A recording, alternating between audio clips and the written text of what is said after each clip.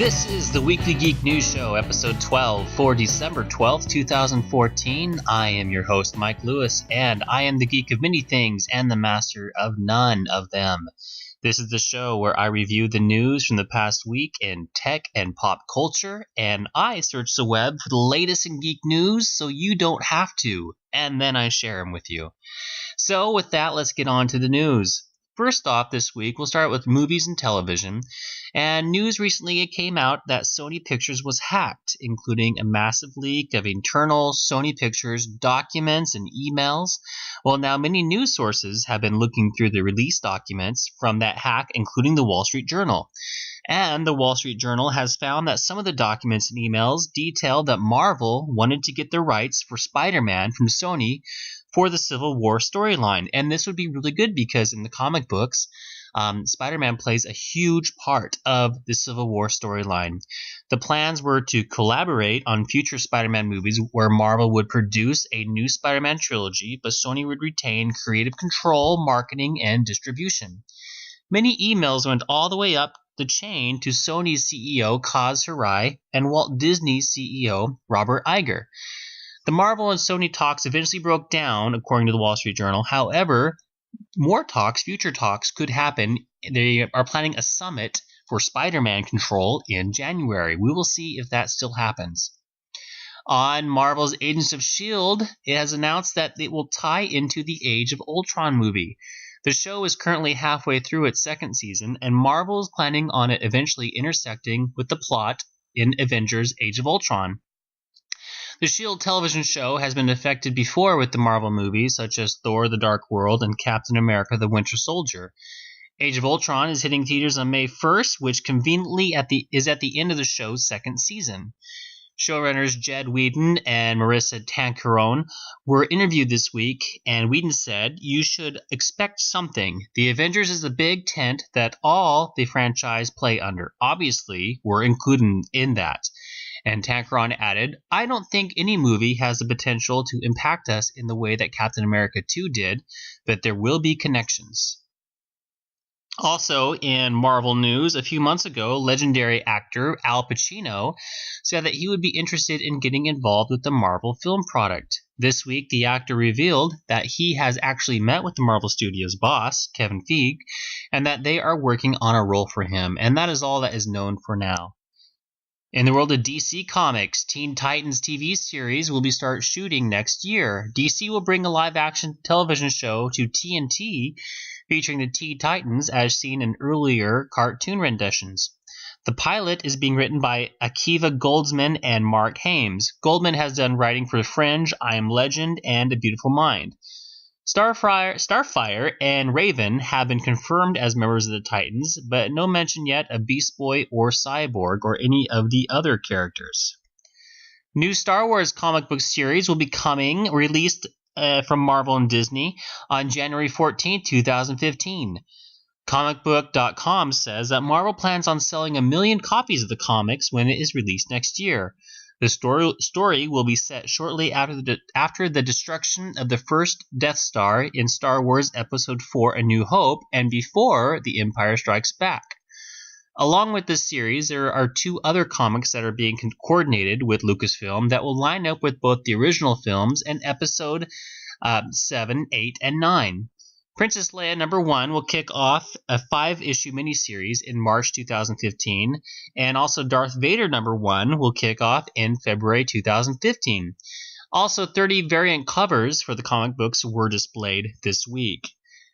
George Lucas has not seen the new Star Wars trailer and does not plan on seeing it. In an interview with Page 6, George Lucas was asked what he thought of the teaser for Star Wars The Force Awakens and said, "I don't know anything about it. I haven't seen it yet." Lucas is planning to see Episode 7 when it's released in December 2015 and explained that he had avoided the early footage because he plans on, quote, "going to the movies and watching the whole thing there." Lucas is noted as a creative consultant on the upcoming movie. J.J. Abrams has found time away from directing Star Wars The Force Awakens to start producing a top-secret alien movie. Abrams will produce an unnamed sci-fi project at Sony Pictures through his production company Bad Robot. The movie will be about aliens and have a Cloverfield feel to it. This movie will be the first feature of director Chris Allender, who directed the 2011 short film Eye of the Storm. Allender has prepared a complete script with Abrams and pitched Sony the story, and Sony has accepted. Pixar president Jim Morris revealed some interesting new information about the upcoming film Pixar's Finding Dory at the Comic-Con experience in Brazil. Morris said that the story will take place a year after the first film and that it will be set along the California coastline. The story will be as follows. A traumatizing event sets off Dory's homing instinct, and the forgetful fish sets out in search for her family, who are living on a reef. Meanwhile, Nemo and Marlin are out looking for her. So this is more of a Finding Dory.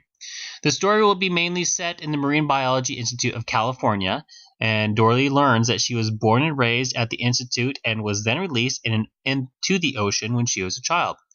New characters will also be introduced, such as an octopus, sea lion, beluga whale, and others. Also in Pixar, a new Pixar Movie Inside-out trailer was released this week, which provides a better look at the story for the film. The story focuses on many emotions that live inside each and every one of us, which control the people that they inhabit. The official synopsis of this movie is, quote, "Growing up can be a bumpy road, and it's no exception for Riley, who is uprooted for her Midwest life when her father starts a new job in San Francisco. Like all of us, Riley is guided by her emotions, joy, fear, anger, disgust, and sadness. The emotions live in headquarters, the control center inside Riley's mind, where they help advise her through everyday life. As Riley and her emotions struggle to adjust to a new life in San Francisco, turmoil ensues in headquarters. Although joy, Riley's main and most important emotion, tries to keep things positive, the emotions conflict on how best to navigate a new city, house, and school." This movie is directed by Pete Docter, who also directed Monsters Incorporated and Up. It is set to be released in June 19th, 2015.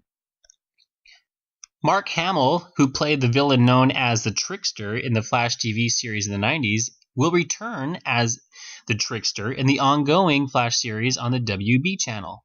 The Trickster is described as an anarchist, terrorist, con man. It'll be fun to see Mark Hamill playing this character, while also soon seeing him as Luke Skywalker in the upcoming Batman film. Not Batman film, the Star Wars film. But with the Batman vs. Superman movie, the director of photography, Larry Fong, announced this week that Zack Snyder's film, of Batman vs. Superman, has wrapped up filming. Zack Snyder spent the last couple of months filming on locations in downtown Chicago and also New Mexico. Now on to post-production. Did you enjoy the Godzilla movie from this year? Well, Japan's movie studio Toho will start making Godzilla movies again. These will be separate from the current series that is happening with Sony. Toho is set to reboot its version of Godzilla in 2016, and this will be the first Godzilla film coming from Japan since 2004's Godzilla Final Wars.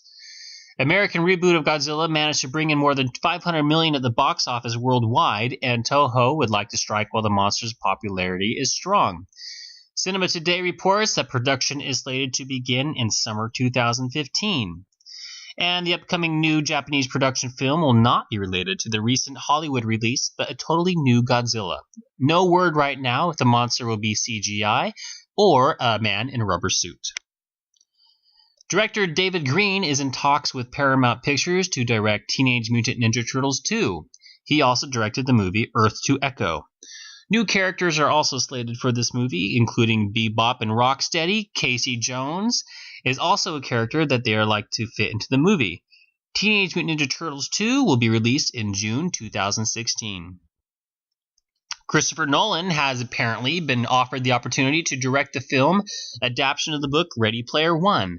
According to Ain't It Cool News, Nolan is one of the number of filmmakers who are on the Warner Brothers shortlist of prospective directors, including Robert Zemeckis, Peter Jackson, Edgar Wright, and Matthew Vaughn. I have read Ready Player One and thoroughly enjoyed it. There are a lot of mentions of 80s and 90s pop culture, which I grew up in, and probably you did too. The official description of the book is as follows. In the near future, outcast teenager Wade Watts escapes from his bleak surroundings by logging into the Oasis, a globally networked virtual utopia where users can lead idyllic alternative lives.